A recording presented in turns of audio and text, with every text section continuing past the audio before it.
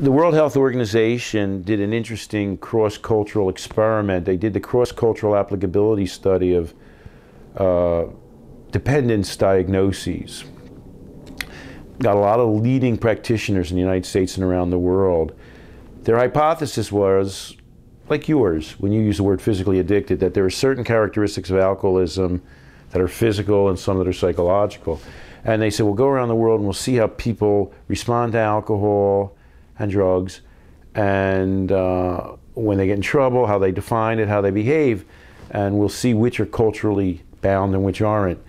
In fact, they couldn't find anything that wasn't culturally bound. Even the things that they felt were physically based, like tolerance, turned out to be incredibly divergent from culture to culture. I have a little pet theory.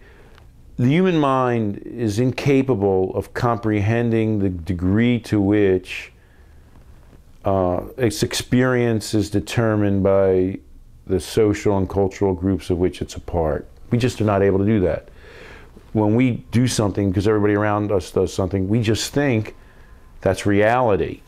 But in fact, the reality of alcohol and drug use around the world is so remarkably plastic and fluid and diverse and changeable that any attempt to lock down the symptoms into something that looks like a medical cookbook will never succeed. And the more we know about it, the more obvious that is. DSM-4 should really pack up its bags and go home in many ways, based in terms of the dependence criteria. The World Health Organization has its own diagnostic categories, ICD.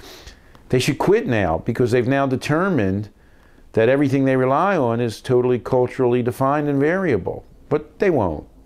They won't quit because they'll go home and they'll basically say, well, everybody here thinks that this is alcoholism and this is addiction, and if you drink this much, you'll have this reaction to it, so that must be right. But let's put it in our manual.